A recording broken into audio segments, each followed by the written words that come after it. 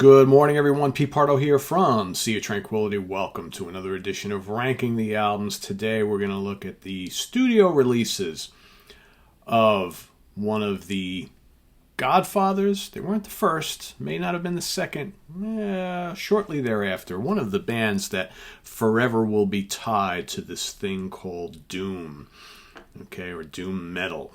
Could even call them stoner metal. Saint Vitus. All right, pretty cool, pretty heavy band that, in my eyes, over the course of 9 full-length studio albums, has never released a bad one. Not a clunker in this catalog. Some better than others, certainly, but some fantastic doom. Such an influential band, after you had Black Sabbath and Pentagram, and Witchfinder General, you have Saint Vitus and Candlemass. Those are the big bands when you think of like Doom, right? The kind of the Godfathers of Doom. So we're going to go through their 9 albums. We're going to rank them in the order of my preference. Remember, there's no right or wrong answer here. So if you've got your favorites, rank them as you like them in the comments below. I will say my order could probably change at any given time because there's a few here, especially like the top half, where, all these albums are just so damn good that if you ask me a week or two from now, I might actually change the order a little bit. That's how strong they are and how consistently good and comparable these albums are. So we're going to start at, and there's 2 of them that I don't have on CD. I don't have physical copies of, but so I won't actually show you those, which is the first one, number 9. Coming in at number 9, from 2019, their self-titled Saint Vitus release. And those of you, of course, are probably saying, but didn't they already have a self-titled release, like at the beginning of their career? Yes, absolutely. It's kind of weird that we have a band who has done that twice. Let's make it more confusing, right? But anyway, this was released in 2019. We've got Scott Regers, their original vocalist, back on vocals for the first time since Die Healing in 1995. He has kind of come and gone from the band on numerous occasions. Some good tracks on here, though. The half of this album is really, really strong. The other half, it's okay. Remains is a great track. Bloodshed is killer. Hourglass and Last Breath are my real favorites. Traditional sounding Saint Vitus doom with the big lumbering fuzz-laden guitar riffs and the beefy bass and those screaming wah-wah guitar solos. But like I said, the rest of the songs on there, kind of run-of-the-mill. This album, it's funny, when this album came out, it was kind of like, there was like no announcement, and all of a sudden, boom, there's the promo.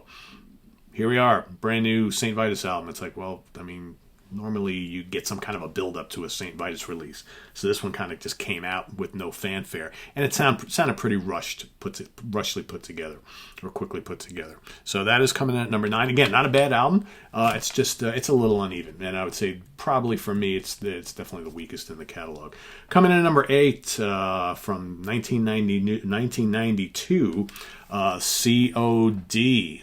Let's take a quick look. All right, there you have that right there.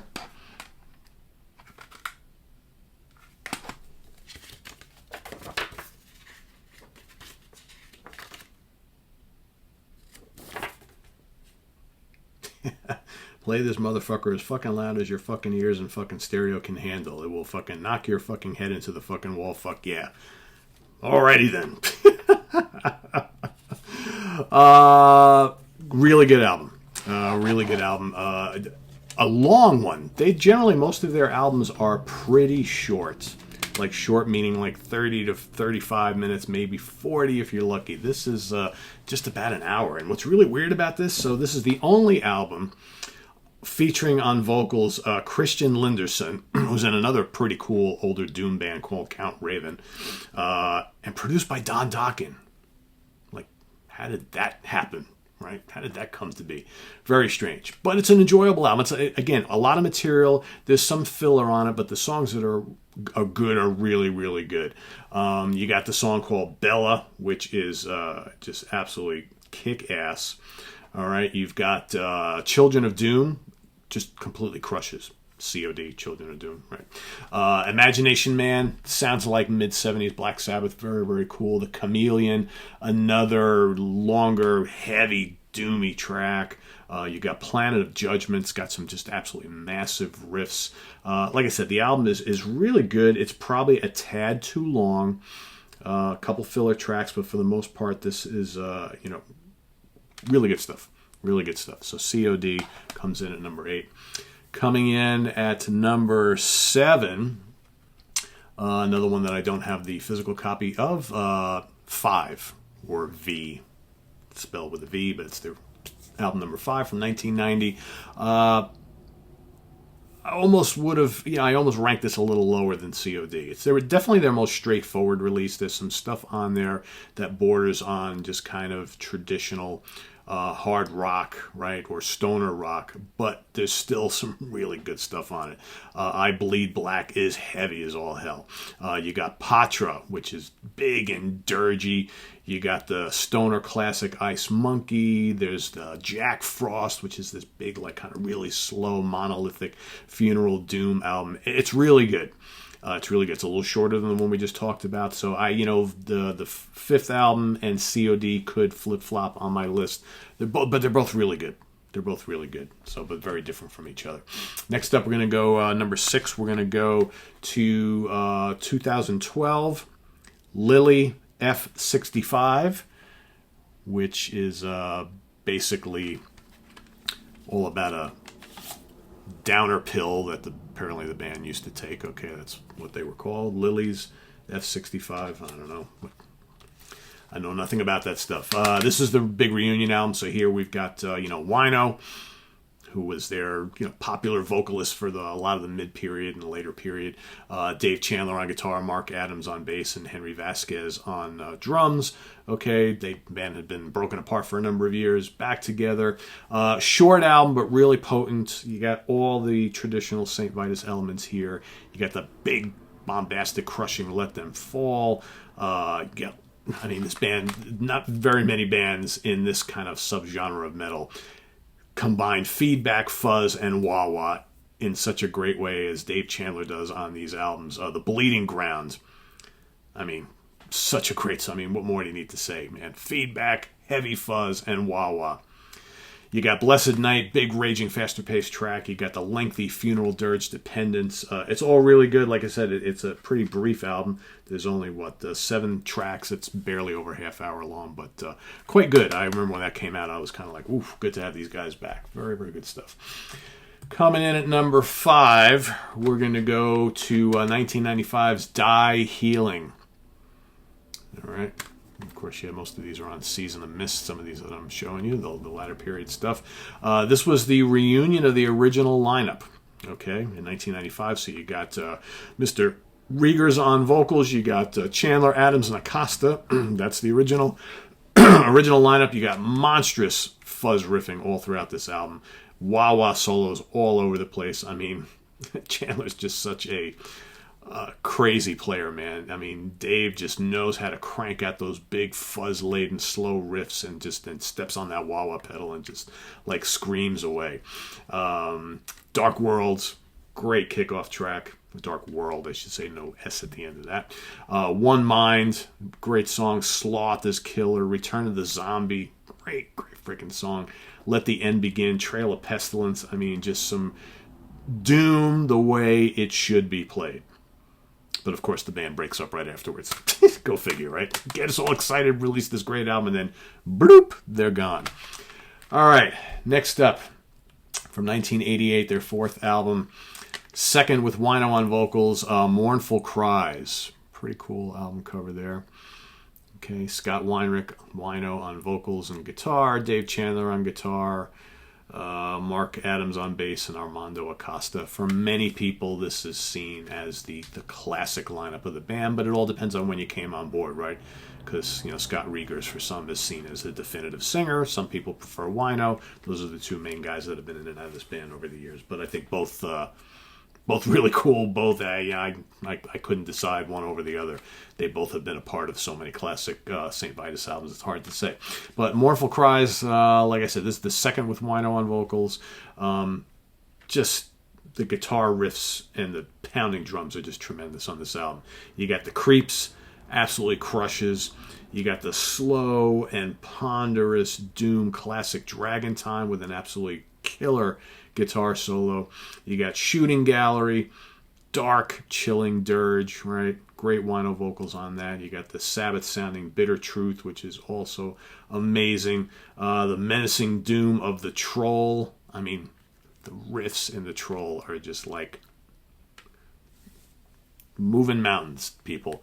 You got the Rampaging Looking Glass. Great album. I mean, this could rank higher, to be honest with you. I had a really tough time with the top 4 here because they're all really, really great. So that's Mournful Cries.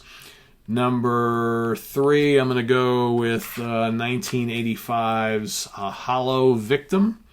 Of course, some of you are probably saying, but that is not the original cover, Pete. No, that is correct, because here we have, this is the original cover right there.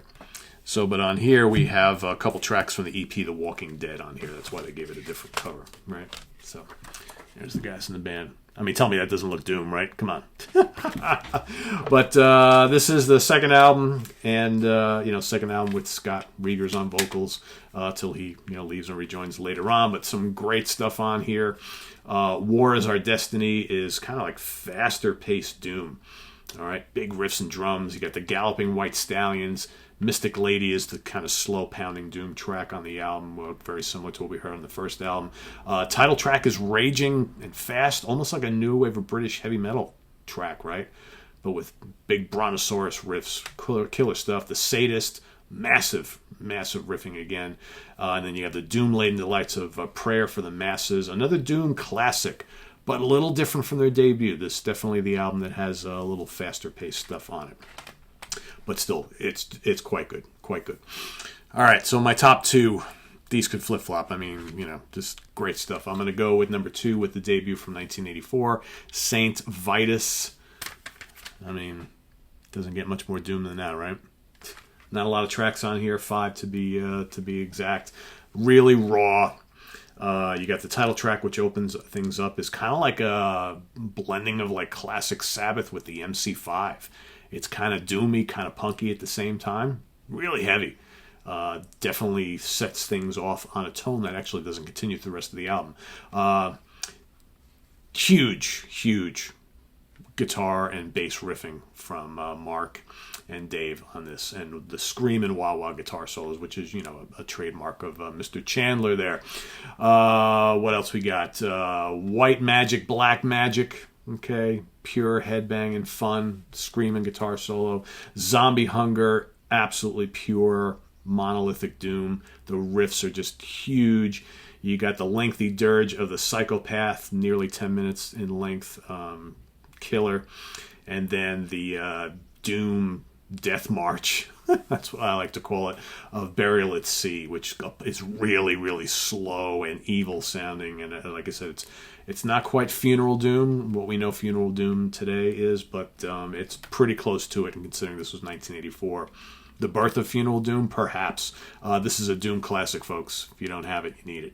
Great stuff, great stuff. Possibly, at least today anyway, only bested by Born Too Late from 1986. All right. First album with Scott Wino Weinrich on vocals, formerly of The Obsessed, right?